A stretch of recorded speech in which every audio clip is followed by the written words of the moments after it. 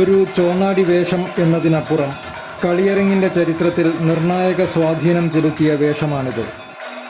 കഥകളിയുടെ ആദ്യ രൂപമായ രാമനാട്ട കഥകളിൽ ബാലിവധത്തിലാണ് ബാലി അരങ്ങിലെത്തുന്നത്. തിരശ്ശീലയ്ക്ക് രണ്ടു വശങ്ങളിലായി നിന്നുകൊണ്ട് ഒളിച്ചു കളിക്കുന്ന ബാലിസുഗ്രീവന്മാരെ ഈ കഥയിൽ കാണാം.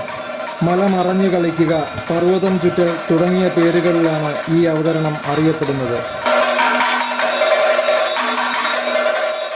പുലിയങ്കം പോലുള്ള ചടങ്ങുകളും ബാലിവധത്തിൻ്റെ പ്രത്യേകതയാണ്.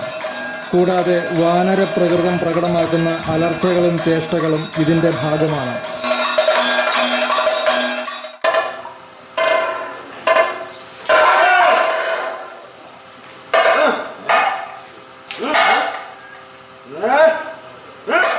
സാധാരണ താടിവേഷങ്ങളിൽ നിന്നും വ്യത്യസ്തമായി കൂട്ടുവേഷത്തിൻ്റെ പദത്തിനിടയിലും ബാലിക്ക് കലാശമുണ്ട്. കോട്ടയത്ത് തമ്പുരാന്റെ ബഗവധത്തിൽ ബഗനും ഇതേ മാതൃക പിന്തുടരുന്നത് കാണാം. കഥാപാത്രത്തിന്റെ രൗദ്രപ്രകൃതം കൂടുതലായും പ്രകടമാക്കാനായിരിക്കാം ഇത്തരത്തിൽ അവതരണം ചിട്ട ചെയ്തിരിക്കുന്നത്. ഖണ്ഡാരരാഗത്തിന്റെ രൗദ്രഭാവത്തിലാണ് ബാലി അരങ്ങിലെത്തുന്നത്. ഒടുവിൽ രാമസായകമേറ്റ് വിലപിക്കുമ്പോൾ ദുഃഖഖണ്ഡാരവും അരങ്ങു നിറയുന്നു. ഒരേ രാഗത്തിന്റെ തന്നെ വ്യത്യസ്ത ഭാവങ്ങൾ കുറഞ്ഞ സമയത്തിനുള്ളിൽ ബാലിയിലൂടെ അവതരിപ്പിക്കപ്പെടുന്നു.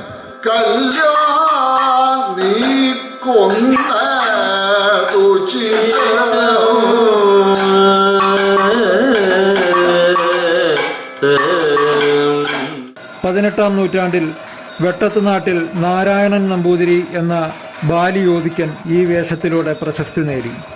പിൽക്കാലത്ത് വെച്ചൂർ രാമൻപിള്ള, ചമ്പക്കുളം പാച്ചുപിള്ള, വെള്ളിനേഴി നാണുനായർ, കുറൂർ വാസുദേവൻ നമ്പൂതിരി, നെല്ലിയോട് വാസുദേവൻ നമ്പൂതിരി, കലാമണ്ഡലം കേശവദേവ്, കോട്ടയ്ക്കൽ കേശവൻ എമ്പ്രാന്തിരി, പരിയാനംപറ്റ ദിവാകരൻ, കലാമണ്ഡലം രാമചന്ദ്രൻ ഉണ്ണിത്താൻ തുടങ്ങിയ നടന്മാരെല്ലാം ഈ വേഷത്തിലൂടെ പ്രശസ്തി നേടിയവരാണ്.